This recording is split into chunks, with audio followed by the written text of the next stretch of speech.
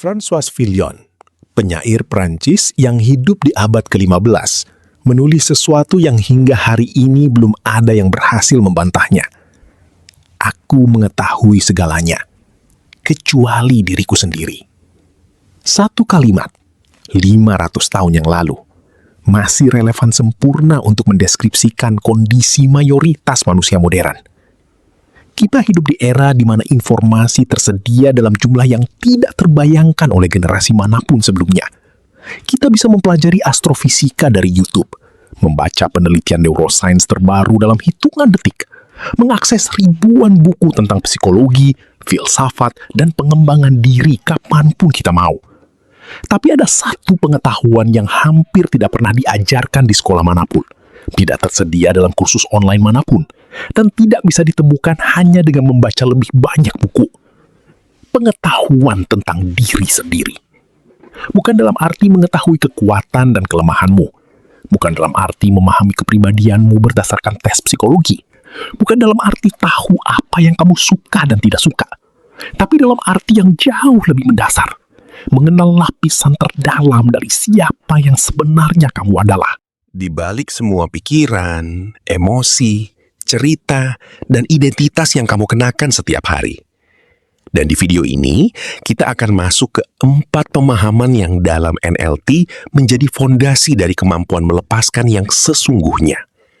4 pemahaman yang mengubah cara kamu melihat dirimu, tanggung jawabmu, keheningan, dan arti dari menjadi nol. Sebelum kita masuk ke pemahaman pertama, ada sesuatu yang perlu kita akui bersama. Semakin banyak yang kita pelajari, semakin kita menyadari betapa banyak yang belum kita pahami. Ini bukan pesimisme intelektual. Ini adalah tanda bahwa pemahaman kita sedang berkembang. Karena hanya pikiran yang dangkal yang merasa sudah tahu segalanya. Pikiran yang lebih dalam selalu menemukan lebih banyak lapisan yang belum tersentuh. Dan disinilah masalah besar dari pendekatan konvensional terhadap pengetahuan. Kita terus berusaha mengumpulkan lebih banyak informasi dari luar, sementara mengabaikan satu-satunya pengetahuan yang benar-benar bisa mengubah segalanya dari akar. Pengetahuan tentang siapa yang sedang mengumpulkan semua informasi itu. Pengetahuan tentang dirimu sendiri. Pemahaman pertama. Siapa kamu sebenarnya? Coba lakukan sebuah eksperimen sederhana sekarang. Bayangkan kamu adalah sebuah bawang yang sedang dikupas lapisan demi lapisan. Lapisan paling luar adalah aktivitas fisikmu. Cara kamu berjalan, berbicara, bekerja, bergerak di dunia. Ini adalah lapisan yang paling terlihat, yang pertama dilihat orang ketika mereka pertama kali bertemu denganmu. Di balik itu ada lapisan aktivitas indrawi. Cara kamu melihat, mendengar, merasakan, mencium, menyentuh. Pengalaman sensoris yang terus-menerus mengalir masuk setiap detik. Kupas lapisan itu, dan kamu menemukan lapisan pikiran. Semua narasi, analisis, penilaian, rencana, kenangan, dan kekhawatiran yang terus bergerak di dalam kepala. Kupas lapisan itu, dan kamu menemukan perasaan. Kondisi emosional yang muncul dan tenggelam yang mewarnai semua pengalamanmu. Tapi kupas lapisan perasaan itu juga. Dan apa yang tersisa? Di titik itulah kebanyakan orang berhenti. Karena tidak ada yang mengajarkan bahwa ada sesuatu di balik perasaan. Kita terbiasa mengidentifikasi diri dengan pikiran dan perasaan kita. Seolah itulah kita. Tapi ada yang lebih dalam. Di balik pikiran dan perasaan, ada kesadaran itu sendiri. Kemampuan untuk menyadari bahwa pikiran sedang terjadi. Kemampuan untuk menyadari bahwa perasaan sedang hadir. Sesuatu yang tidak ikut berubah saat pikiran berubah. Sesuatu yang tidak ikut tenggelam saat emosi meluap. Kamu mungkin sudah pernah merasakannya tanpa tahu namanya. Momen-momen di mana kamu seolah bisa menyaksikan pikiranmu sendiri dari jarak tertentu. Bukan terbawa olehnya, tapi melihatnya. Momen-momen di mana kamu bisa mengamati emosimu tanpa langsung bereaksi. Kesadaran itulah inti dirimu yang sesungguhnya. Dan ini bukan konsep spiritual yang abstrak. Neuroscience modern mengkonfirmasi adanya perbedaan antara konten kesadaran, pikiran, emosi, persepsi yang terus berubah, dan kesadaran itu sendiri sebagai kapasitas yang memungkinkan semua konten itu dialami. Memahami perbedaan ini dan mulai mengenal diri sendiri dari level kesadaran, bukan hanya dari level pikiran dan emosi, adalah fondasi dari semua perubahan yang bermakna. Karena selama kamu mengidentifikasi dirimu sepenuhnya dengan pikiran dan emosimu, setiap perubahan yang kamu coba lakukan akan selalu menghadapi resistensi dari dalam. Kamu tidak bisa dengan mudah mengubah sesuatu yang kamu anggap sebagai diri kamu sendiri. Tapi saat kamu mulai mengalami dirimu sebagai kesadaran yang mengamati pikiran dan emosi, alih-alih sebagai pikiran dan emosi itu sendiri, ruang untuk perubahan yang sesungguhnya mulai terbuka. Pemahaman kedua, kamu adalah satu-satunya sumber perasaanmu. Ada analogi yang sangat tepat untuk menggambarkan cara kebanyakan orang mendekati penderitaan emosional mereka. Bayangkan seorang pasien pergi ke dokter dan mendeskripsikan gejalanya. Dokter mendengarkan dengan seksama lalu berkata, "Saya mengerti masalah Anda. Saya akan memberikan resep obatnya untuk tetangga Anda." Konyol? Tentu saja. Tapi itulah yang kita lakukan setiap hari. Kita menderita karena pasangan kita tidak berubah. Kita tidak bahagia karena bos kita tidak berperilaku berbeda. Kita tidak bisa maju karena kondisi ekonomi tidak mendukung. Kita tidak bisa tenang karena orang-orang di sekitar kita terlalu menyebalkan. Kita terus meminta orang lain dan kondisi eksternal untuk berubah agar kita bisa merasa lebih baik. Tapi perasaanmu ada di dalam dirimu, bukan di dalam orang lain, bukan di dalam kondisi eksternal. Saat lutut kamu terbentur meja, meja tidak kesakitan. Meja baik-baik saja, sibuk menjadi dirinya sendiri. Rasa sakitnya ada di lututmu, bukan di mejanya. Begitu juga dengan emosi. Orang lain mungkin melakukan sesuatu. Kondisi mungkin tidak ideal. Tapi reaksimu terhadap semua itu ada di dalam dirimu. Dan reaksi itu adalah satu-satunya hal yang bisa kamu ubah dengan cara yang menghasilkan perubahan nyata dan permanen. Ini bukan tentang menyalahkan diri sendiri. Ini tentang mengambil kembali kekuatan yang selama ini kamu serahkan kepada orang lain dan kondisi di luar dirimu. Selama kamu percaya bahwa orang lain memiliki kekuatan untuk membuatmu tidak bahagia, kamu akan terus menunggu mereka berubah.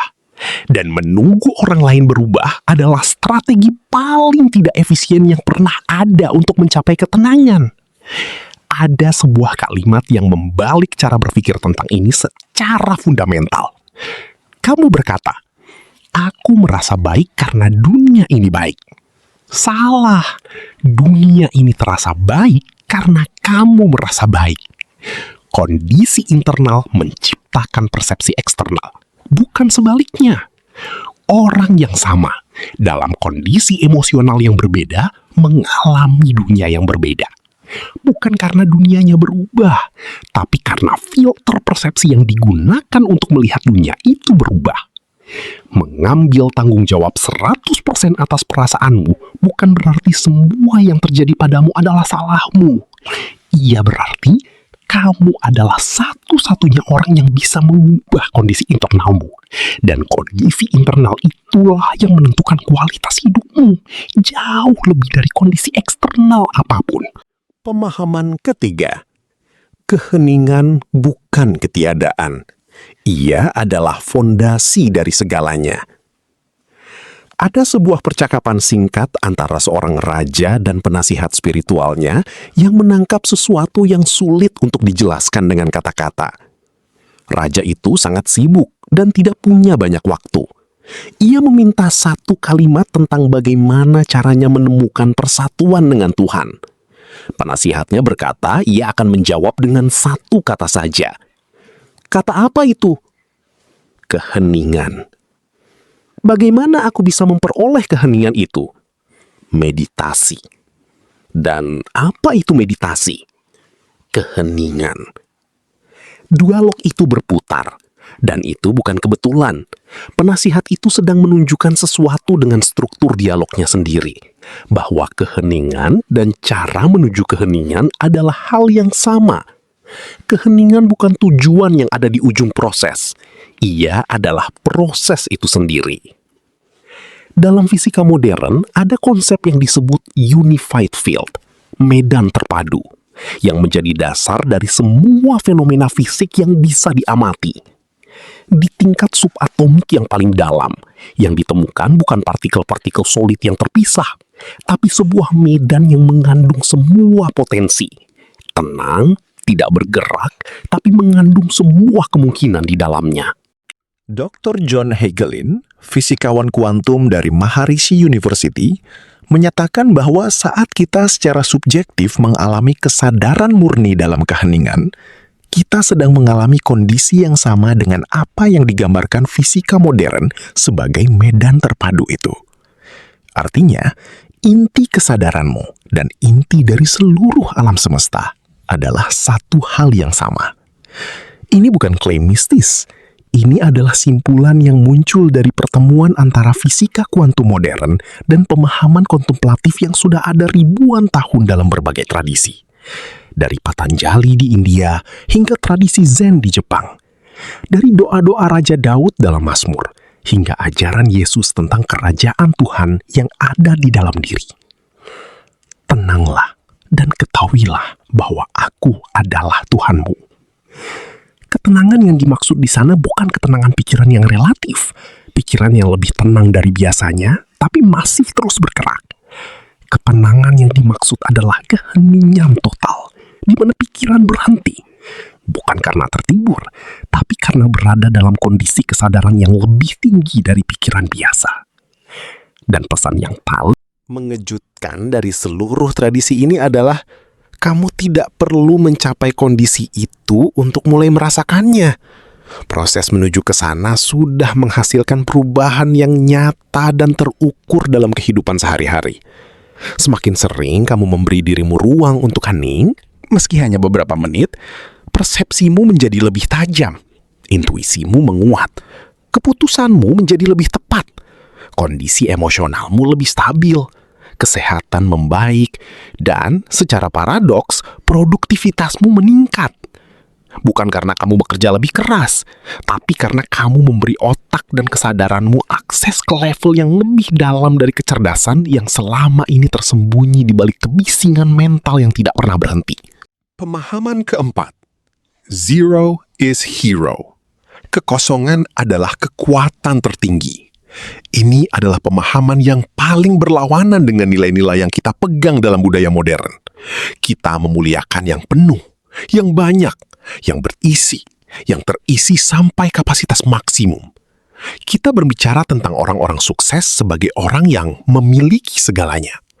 Kita mengukur nilai diri dari seberapa banyak yang kita capai, miliki, dan ketahui. Tapi ada sebuah paradoks matematika yang sangat sederhana dan sangat dalam. Angka 1 yang bisa mewakili segala sesuatu yang terbatas dan terdefinisi, dibagi dengan 0, menghasilkan tak terhingga. 0 menghasilkan tak terhingga. Kekosongan mengandung semua kemungkinan. Dalam tradisi Tao, ini diungkapkan dalam gambaran tentang roda. Roda yang berfungsi bukan karena jeruji-jeruji yang padat, tapi karena lubang di tengahnya yang kosong. Tanpa kekosongan di tengah, roda tidak bisa berputar. Tanpa kekosongan, roda tidak ada gunanya. Dalam NLT, menjadi 0 bukan berarti tidak berharga. Ia berarti melepaskan semua program, semua kemelekatan, semua identitas yang melekat, sehingga kecerdasan yang jauh lebih besar dari kecerdasan sadar kita bisa bekerja melalui kita tanpa hambatan. Ini adalah kondisi yang digambarkan oleh semua seniman besar, semua atlet dalam kondisi flow, semua ilmuwan dalam momen eureka mereka.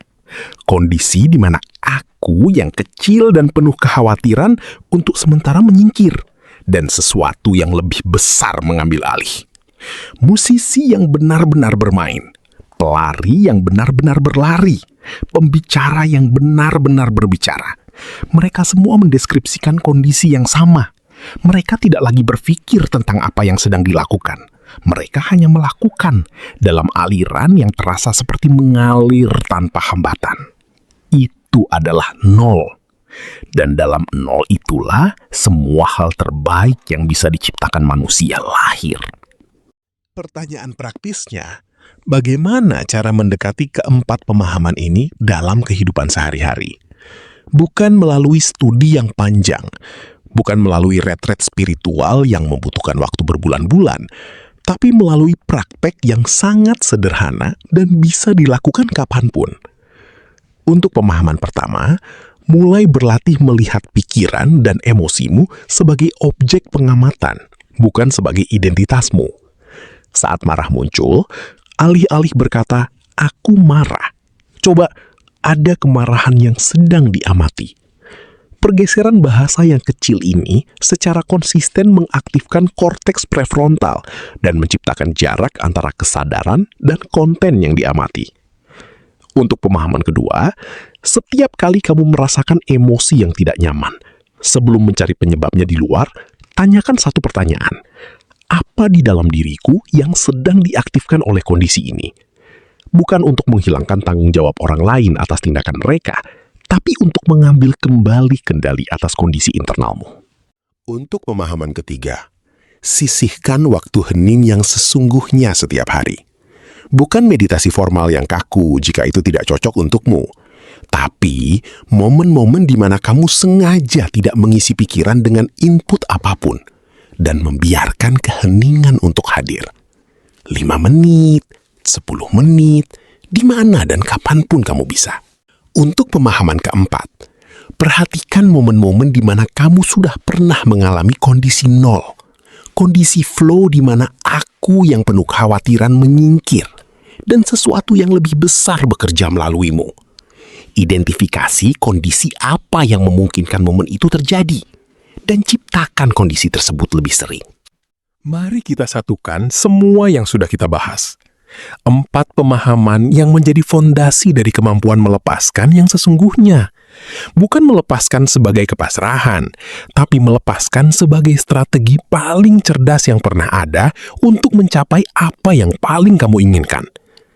Mengenal diri di level kesadaran yang paling dalam, di balik semua pikiran, emosi, dan identitas yang melekat. Mengambil tanggung jawab 100% atas kondisi internalmu, karena kamu adalah satu-satunya yang bisa mengubahnya dan kondisi internalmu adalah yang menentukan kualitas hidupmu. Menemukan keheningan sebagai fondasi, bukan kekosongan yang hampa, tapi kepenuhan yang tenang yang mengandung semua kecerdasan dan kreativitas yang tersedia bagimu. Dan menjadikan nol sebagai pahlawan. Memahami bahwa semakin kamu berhasil melepaskan kemelekatan pada program-program lama, semakin tak terhingga potensi yang bisa mengalir melaluimu. Keempat pemahaman ini tidak bisa dipahami sepenuhnya hanya dengan membaca atau mendengar. Mereka harus dialami melalui praktik yang konsisten, yang semakin lama semakin menjadi bagian alami dari cara kamu berada di dunia. Dan perjalanan menuju ke sana tidak pernah benar-benar selesai. Tapi setiap langkah di dalam perjalanan itu sudah bernilai. Karena setiap langkah menuju keheningan sudah menghasilkan sesuatu yang berharga jauh sebelum tujuan akhirnya tercapai.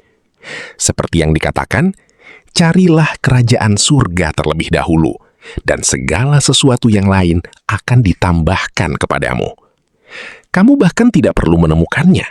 Cukup mencarinya dengan sungguh-sungguh sudah cukup untuk mengubah segalanya.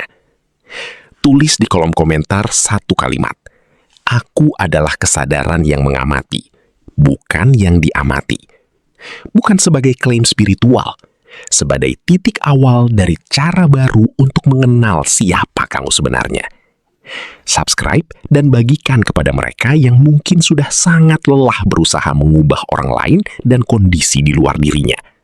Karena mungkin yang mereka butuhkan bukan kondisi yang berbeda, tapi pemahaman yang berbeda tentang siapa yang sedang mengalami semua kondisi itu. Sampai jumpa di pembahasan berikutnya. Karena di setiap video kode NLP selalu ada ilmu yang menakjubkan menunggu untuk disadari.